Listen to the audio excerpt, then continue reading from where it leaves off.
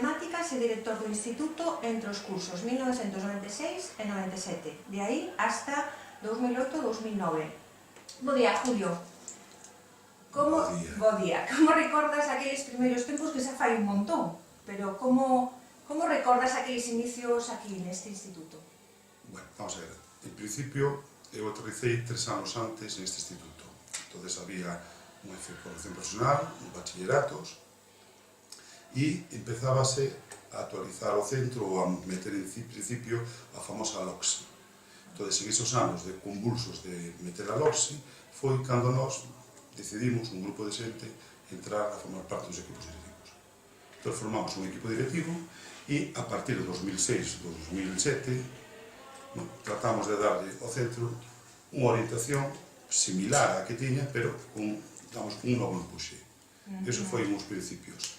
Foron duros, foron difíciles, foron moi convulsos pola legislación e, sobre todo, porque nós fomos un dos centros de Galicia que adiantou a reforma.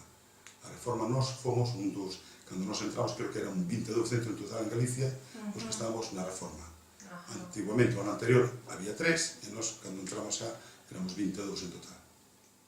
No total de Galicia? No total de Galicia. Claro, fostes dos primeiros. Porque en aquel momento, entón, había o que era o antigo BUP, e a formación profesional, me imagino, antes da reforma, de que me estás falando. Sí, antes era formación profesional. E que ciclos había aquí, Julio, antes? Non se chamaba exactamente ciclos. Non era ciclos, era formación profesional, FP1 e FP2. E a bachillerato, primeiro, segundo, terceiro, hasta COU. Hasta COU, efectivamente. E que familias profesionais había aquí? Electricidade e electrónica. Solo? Ajá, moi ben. Esta é unha pregunta un poquinho que eu xa fago un pouco como persona que eres de Noia e tes información que non temos a maioría. Tes idea de como xurdeu, que necesidades houbo na vila para que xurdira a idea de crear outro instituto? Sí, teño recopilado algúns escritos da prensa e donde desde fai moi antigo xa institutos do Instituto Virxen do Mar, o director do Virxen do Mar, e algunha profesores que foron directores como Moisés e Duque, xa desde o ano 50 e tanto, 60, xa fan o sentir de que é necesario en Noia facer un centro, sobre todo de formación profesional, que non había, non? Estábase montando en outras vilas e Noia non o tiña. Hubo un intento, que eu recordo que hubo un intento de facelo, pero por circunstancias que non sei exactamente, non se levou a cabo. Non se construiu o centro, nin se adaptou a formación profesional no antigo centro Virxen do Mar, non se levou a cabo. O non ter formación profesional estuvo en un impasse moitísimos anos onde a xente de Noia tiña que salir fora de Noia a facer a formación profesional. Entón, un dos objetivos, precisamente, que nos levamos cando entramos na dirección, xa que era o centro de FP, era incrementar a nosa oferta educativa en formación profesional, posto que no bachillerato en aquel momento, en a ESO, estaba totalmente coberta. E non foi entón hasta 1993, no curso 93-94, que se iniciou a andadura este instituto. Pregunta, temos aquí... O instituto empezou no ano 1990. Levaba 3 anos cando ti chegaches aquí, verdad? Entón, estábamos no 96-97, que cando ti iniciaches aquí, viñestes para aquí, ou empezastes ca dirección? Non. Eu estuve aquí 3 anos antes de estar na dirección. 3 anos, claro. Entón, 96-97 entendo que é 93-94, 94-95, 95-96... Pero xa o centro de Lagoa 3 anos funcionando. Desde o ano 1990 fixo. No 90? Sí. O sea que se iniciou cando se publicou a LOCSE, en 1990. E tardou 6 anos en implantarse aquí. Sí, pero non. Porque, a publicación, outra cosa... Claro, o calendario de implantación da LOCSE además foi moi longo, porque era complicado, era un cambio de paradigma totalmente. Moi ben, entón, cales foron para ti os maiores retos ao afrontar a dirección aquí no Campo de San Alberto? A LOCSE, tal como estaba concebida, supoñía un reto de escolarización de unha maior parte da población. Un cambio total hasta os 16 anos, asumir nos centros de bachillerato o sexto e sétimo e oitavo de primaria, de GB, vamos. E entón, suponía un cambio na loxe mesma. Que nos centros nos empezamos sempre con terceiro e cuarto na loxe e suponía un corte no nivel. Primeiro e segundo estaban nos centros de primaria, nos centros de GB, e terceiro e cuarto estaban no bachillerato. Despois, o camiño foi que reagrupar e facer os centros de primaria hasta sexto e a ESO completa en centros de secundaria. Incluso hai centros que só teñen secundaria e outros centros teñen despois bachillerato ou posobligatorios que se chaman. Ben, entonces estábamos dicindo que supuxo un cambio de paradigma e supoño que as familias tamén tiñan un pouco de reticencia a mandar aos rapaces de un colexio de primaria de repente a verse nun instituto, non? O paradigma, como diste a palabra esa paradigma, non? É demagógico totalmente.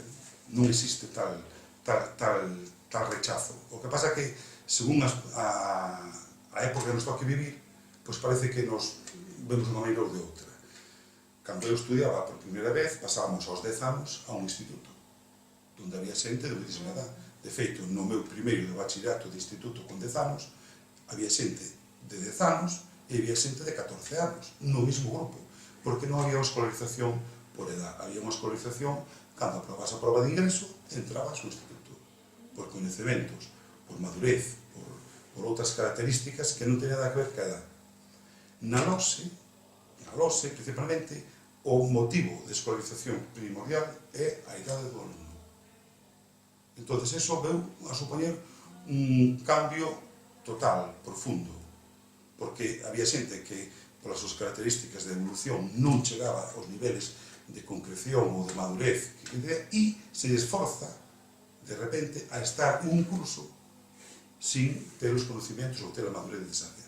Entón, creo que iso foi para mí un dos problemas a resolver dentro da LOSE. Problema que ainda hoxe non se resolve. Trátase de empaquetar a certo número de alumnos en distintas formacións, chámase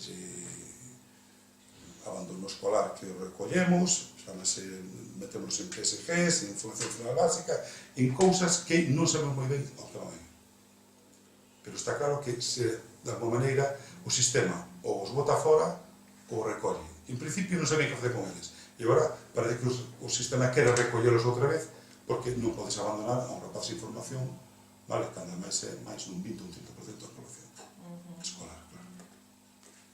Entón, me estabas dicindo que no antigo bachillerato no que estivestes ti, estabades nun mismo grupo rapaces a rapaces de distintas edades, como se fora unha unitaria pero secundaria. Pero podía ser femenino. Quero dicir que era como unha unitaria, que nun mismo grupo había varias idades. O requisito para entrar en primeiro de bachillerato era o examen de ingreso. Era un examen, independentemente da túa edade. Sí, o examen de ingreso. Non sei se había un tope de edad por encima, non sei se había algún tope de edad. Desde logo, non podías ir antes dos 10. Efectivamente. Eso sí, tienes que cumplir os 10 no mismo ano que entrabas. Vale? E non sei se había un tope de edad, pero eu recordo xente de 14 anos comigo, non? Eu 10, eles 14. Que interesante, eu iso non o sabía. Ben, cales son os teus criterios, os hitos máis importantes na historia do Instituto? Un deles, evidentemente, xa me estás dicindo que foi a implantación da LOSE, non? Sí, vamos a ver. Primeiro, o Instituto en sí é un hito moi importante para Noia. Vale? Ter un centro, non? Donde un centro como o Virxen do Mar, que atendía solo o bachillerato, non? E en Noia non haber outro centro cando a población estudantil de Noia, non? E a Noia de alrededores, chamase Lousame, Serra, Son, que son a zona da comarca educativa de Noia. Ter un solo centro parecía aberrante, non? Eu así o entendí, e así, cando estaba incluso en outros institutos da zona, pois parecía que xa os demais iban por 2 institutos, incluso iban hacia 3, e non só tiña un. Entón, era unha necesidade primordial facer un novo instituto. En principio, a idea, este centro naceu como centro, ou a construcción era dirixida ao centro de FP. Pero debido, que iso sí hai documentación, debido á cantidad de alumnos que se matriculaban en primeiro de bachillerato, no Virxen do Mar, e non cabía, tuveron que adaptar aquí, creo que foi 3 grupos de bachillerato neste centro. Entón, fíxose, o centro empezou con FP1, de electricidade, de electrónica, e 3 grupos de bachillerato. esos foron o centro que empezou aquí a funcionar. Foron bautizados, primeiro, segundo, etc., hasta chegar ao Cobo. Creo que o primeiro ano, se non recordo mal, só empezaba con FP, e foi no segundo cando entrou por matizar un pouco o bachillerato. Non o teño moi claro, non teño Eso foi o que provocou un pouco que este instituto non sexa a día de hoxe un instituto de formación profesional solo, sino que parte da entidade do instituto tamén somos bacharelatos, toda ESO. Despois, xa unha vez que estamos nós na dirección, ou antes da dirección, antes de ponernos a dirección, o centro eu recordo como un ámbito de traballo a nivel administrativo fortísimo, porque pasamos aí o anterior director, José Luis Carballada, un traballo enorme de construción do noso PEC e o noso PCC. Non había moitas referencias, facíamos cursillos, facíamos reunións, facíamos grupos de traballo e estuvemos moitísimas horas reunidos o profesorado do centro. O profesorado? Si, o profesorado do centro. Tuvemos axudas puntuales que viñan a dicirnos que consistía estas ferramentas, que é o que había que poñer, en que consistía. Discutíamos moitísimo sobre ese tema. E fixemos un PEC e un PCC que ainda hoxe en día case é o que está en vigor, obsoleto, por suposto, porque eso debía renovarse todos os anos ou cambiar todos os anos, pero case é o que está escrito, non?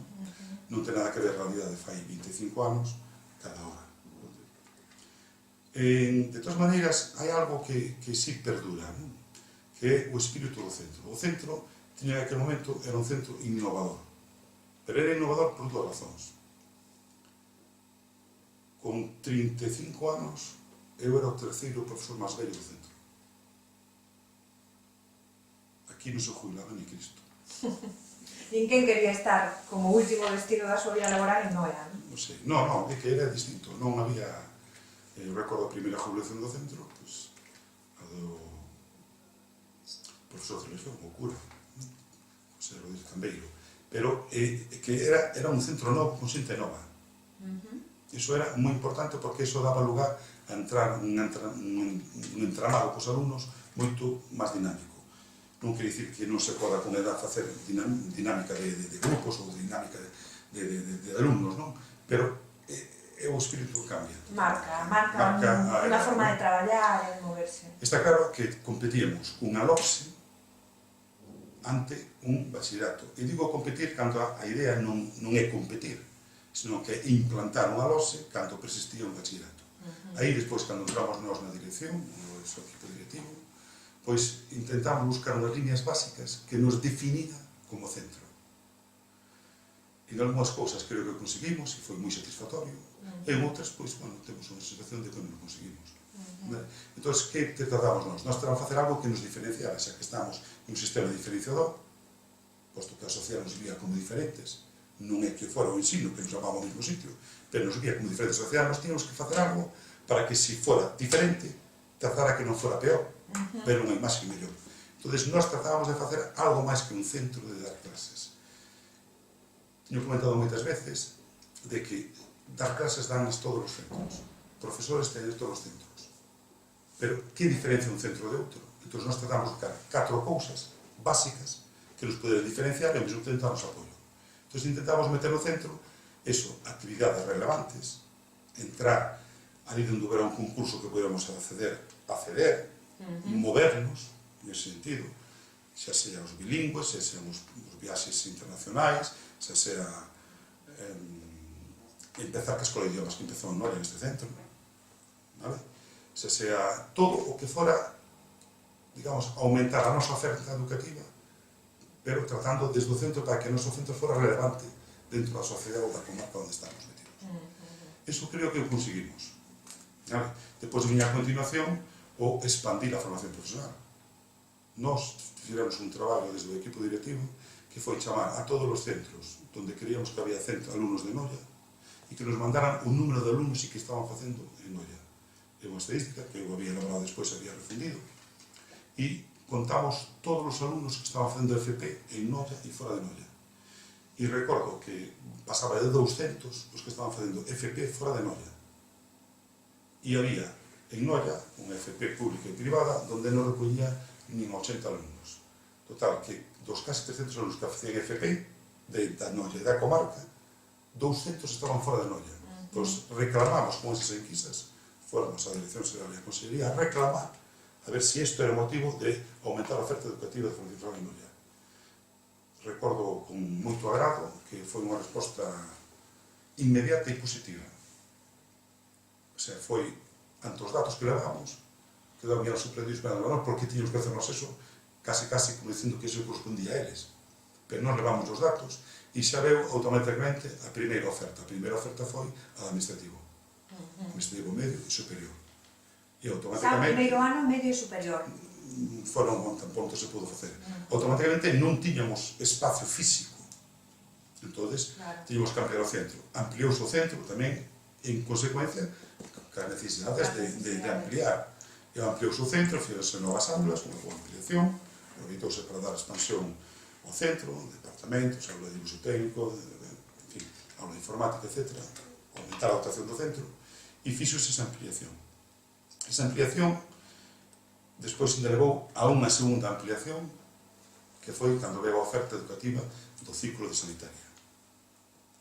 E todo iso foi, digamos, consecuencia de aquela primeira pedra de facer o estudio e observar que en Noia, efectivamente, non había ciclos suficientes. Digamos que, por un lado, o paso da ESO ao bachillerato, da incorporación da ESO e os novos bachilleratos, e a ampliación da oferta de FP. Para mí, iso son os dous hitos máis importantes do centro, xunto con esta toda actividades que estamos todo o día facendo para distinguirnos, non? Actividades de innovación, fundamentalmente. Sí, e tiña moi claro que a nosa vicedirección tiña moi claro, e tiñámoslo todos, que aquí cada mes había unha exposición nova no centro. O noso centro tiña exposicións novas todos os meses, cada mes unha exposición nova. E nós lle dicíamos á xente que algunhas veces eran reticentes a expoñer un centro educativo que tiñan garantizados 400 ou 500 visitantes todos os días, que non tiña garantizado ningún museo ou ninguna sala de exposicións. Con esta palabra, solo con estas palabras, casi sempre xa viñan correndo atrás da exposición. Claro, convencíades, lóxicamente. Bueno, e hasta ahora, hasta o 98, depois o discurrir do centro, pois, temos hasta hoxe, pois, a día de hoxe hai oferta desde a educación de adultos hasta a formación profesional de... Bueno, hai dúas cousas tamén que incorporaba que se me pasaban. Primeiro, a incorporación do primeiro ciclo de ESO, o sea, primeiro e segundo de ESO, que se estaba dando nos centros adscritos e pasou á secundaria. A incorporación da EPA tamén é moi importante, porque pasamos a ter unha EPA de adultos, non poderamos ter o bachillerato porque non había matrícula suficiente, e había en Santiago, estaban montando en Ribeira xa, e non parecía que non tuviera oferta suficiente. Nós fixemos un sondeo e só efectivamente tiñamos solo posibles en aquel momento, que era o momento de pedir, só tiñamos 6 reservas. Con 6 reservas non procedía a montar o bachillerato. E a incorporación tamén da aula específica. A aula específica viña sendo unha necesidade contemplada en lei, vale?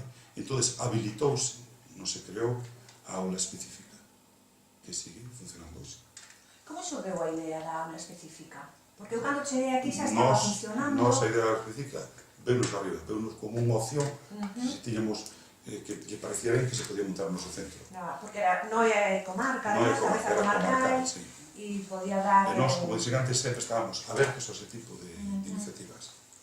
E nos facíamos as remodelacións necesarias, e, bueno, pero como sabemos, este tipo de aula específica é unha aula ainda que legislativamente, agora perdendo un pouco o ritmo, creo que ainda non está completa o seu desarrollo.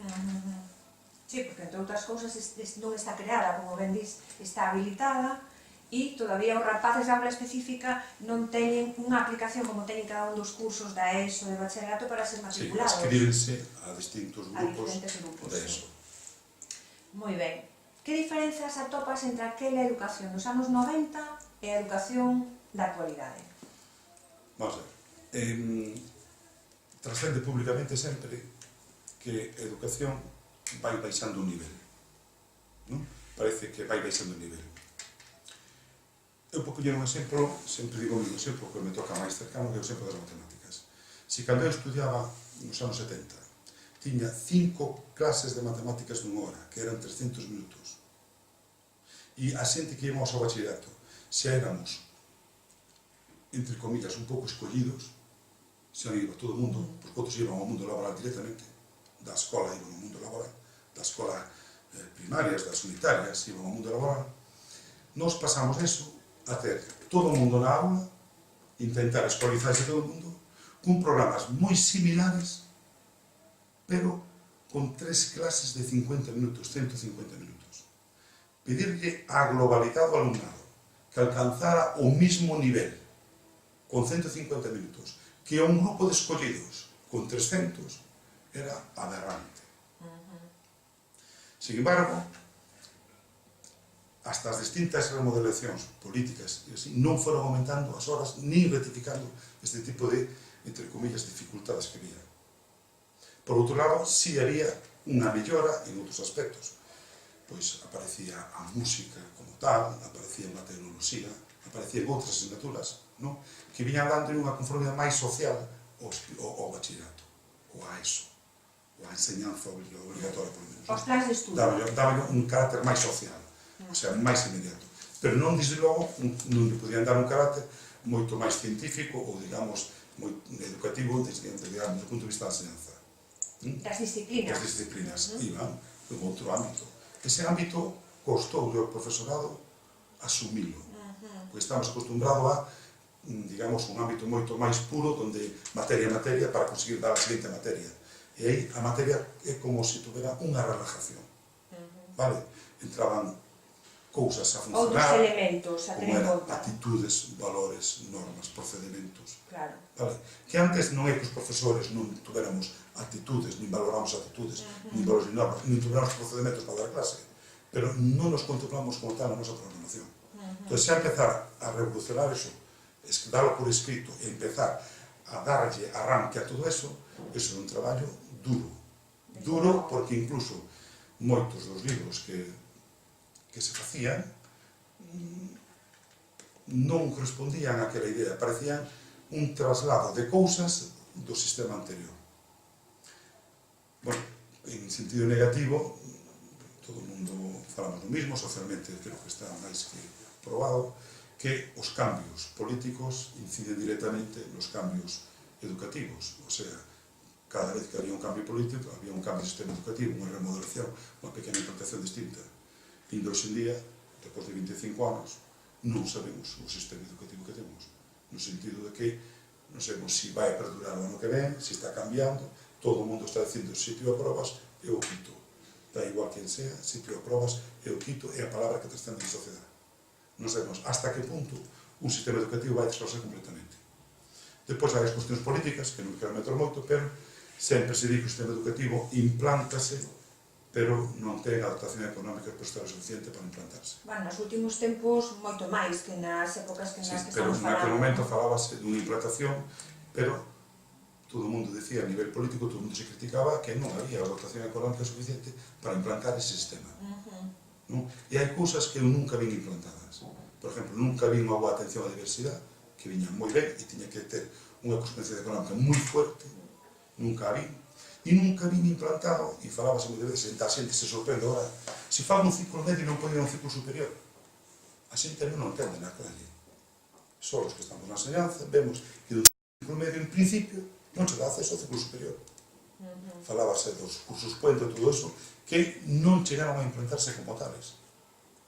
A xente dábase outras opcións, probas de acceso, etc. Pero non hai, aí parece que quedou algo cortado, sobre todo na formación profesional. Iso é, para min, un dos retos que quedou, que non, debido, eu creo, que os distintos cambios que hubo, non se chegaron a elaborar. Non chegaron a desarrollo. Digamos que iso sempre se xaba para o final, e ao final quedaba sin facer.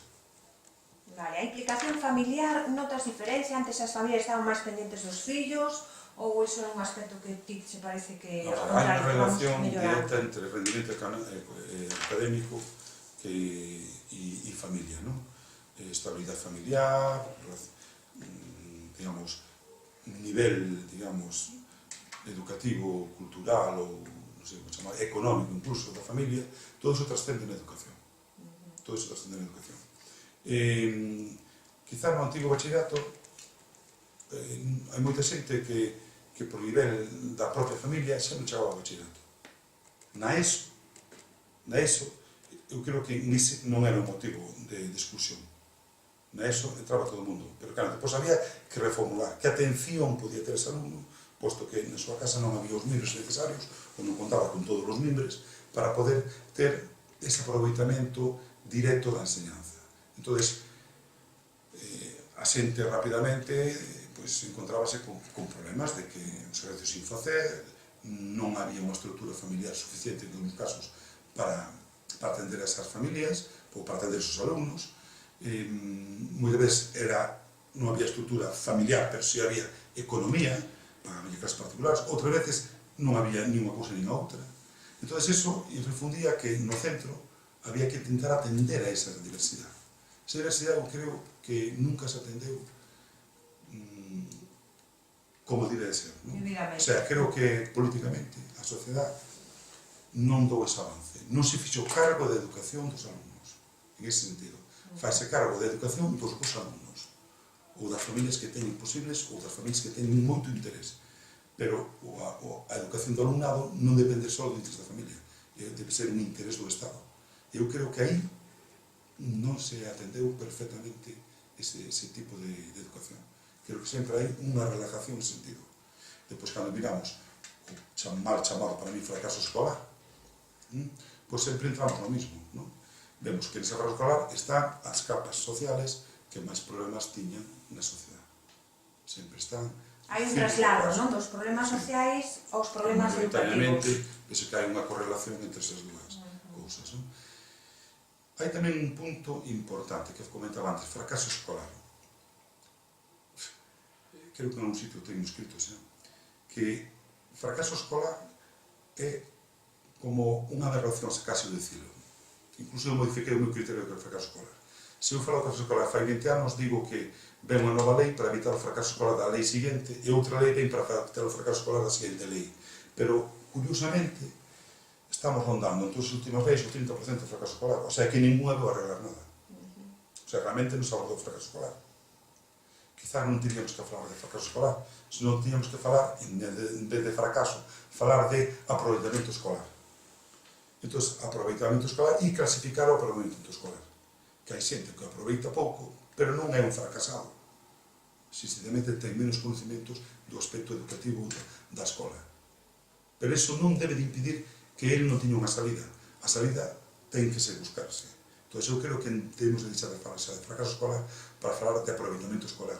E ao falar de aproveitamento escolar teríamos que falar sempre de habrá xente excelente, xente, vamos a clasificar en porcentaje do 90%, do 80%, do 70%, e habrá xente que só chega ao 30 ou 40%, que para non serían suspensos.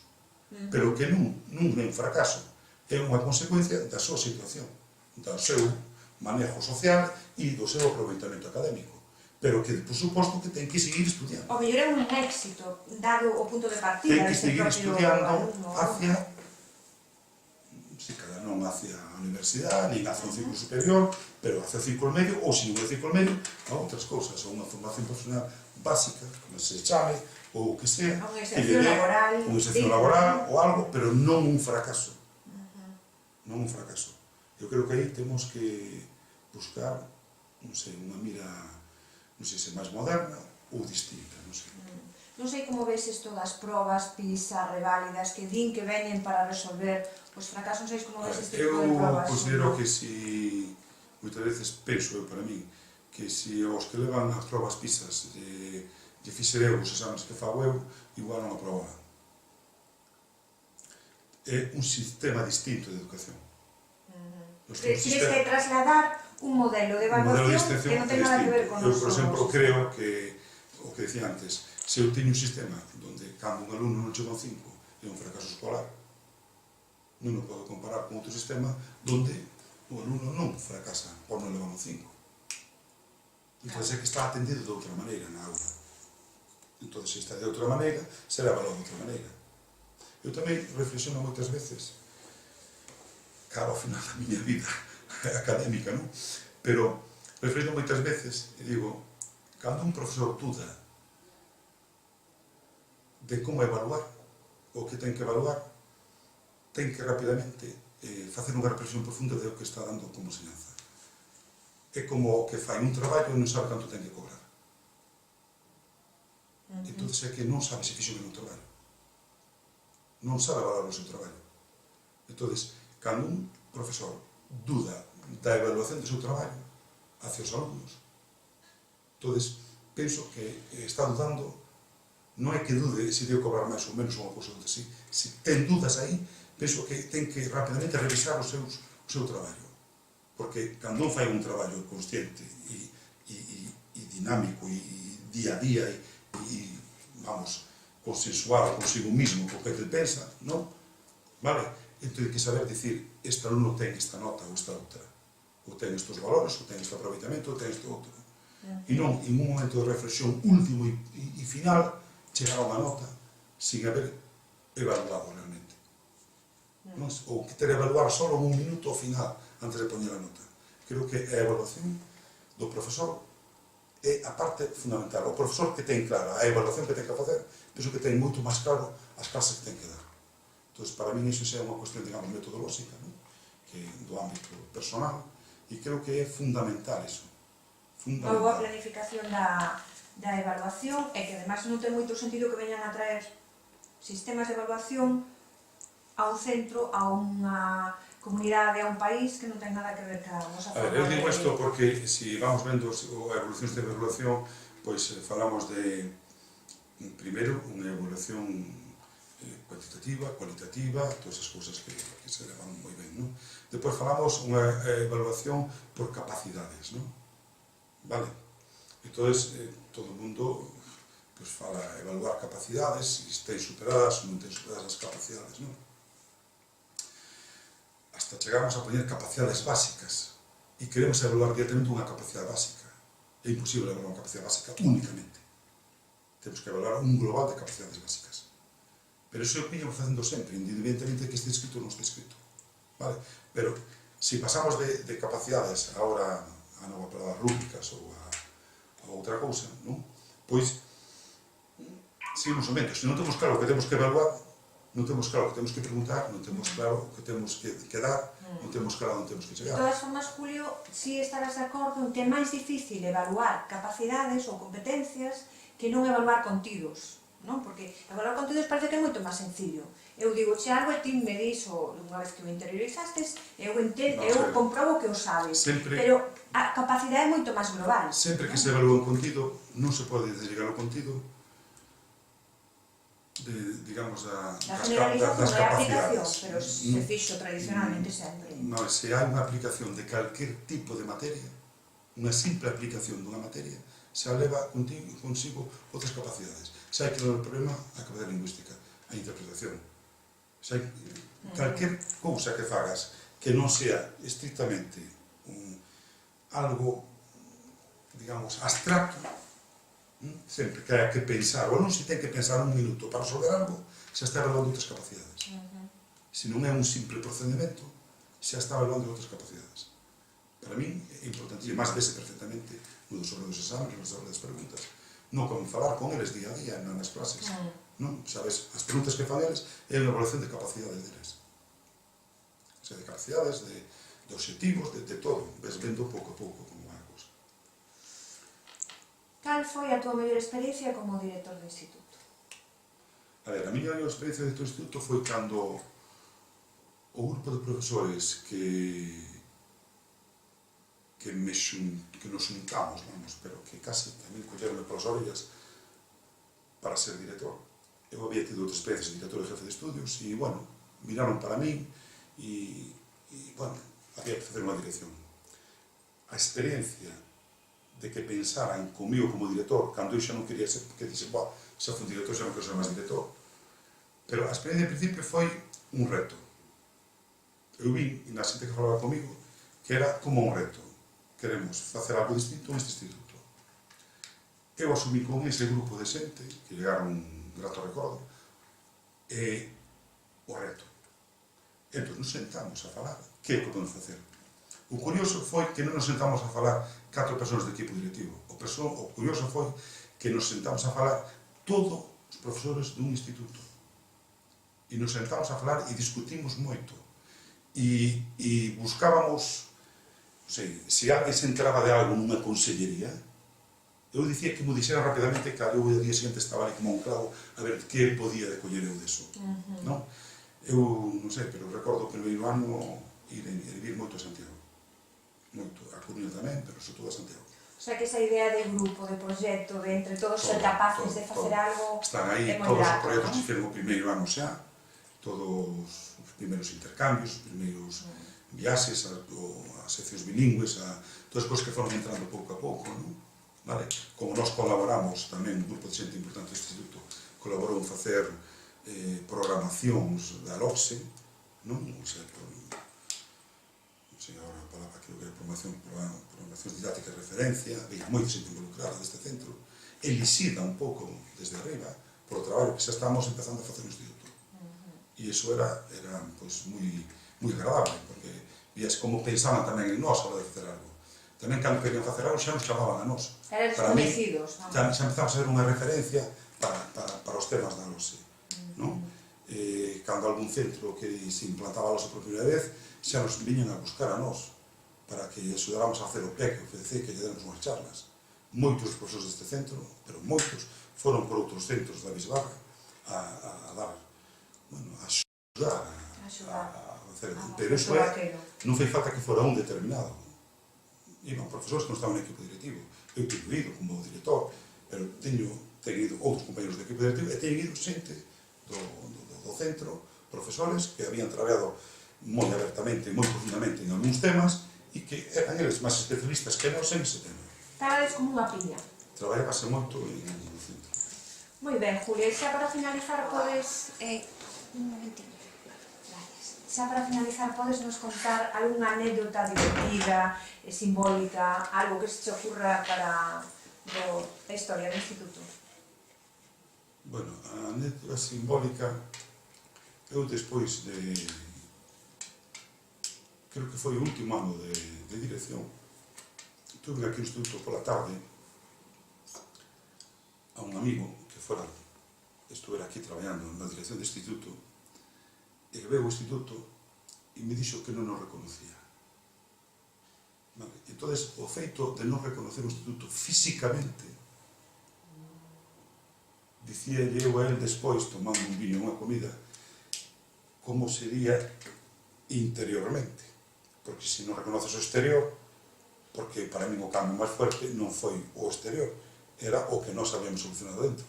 Implantar, mellorar, aumentar os grupos, para min iso é o máis importante.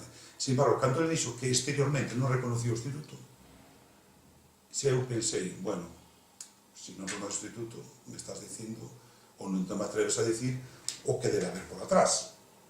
Porque todo o mundo tiene dificultades para facer cambios nos institutos, e nós fixamos moitísimos cambios, non só estruturales, senón tamén interiormente do instituto. En moi pouco tempo, ademais. Bueno, o tempo foi moito, foron 13 anos, e en 13 anos dá lugar a moitas cousas. Pero os cambios maiores foron os 5 ou 6 primeiros anos. Sí, nos 8 primeiros anos, para mí, foron os máis importantes, non? Os primeiros por dedicación, digamos, no segundo mandato, xa ves, nos vimos abaixo, víamos perfectamente a marcha do instituto, víamos que algo habíamos feito. Incluso nos miramos con satisfacción, non? Que chulo, non? Pero logro, o traballo. Despois é un pouco rutinario, pero bueno, por eso teñen que vir outros a facelo con outra dinámica. Moi ben, pois moitas gracias, Julio. Dirás que non me explodei, Moi ben. Dirás que non me explodei.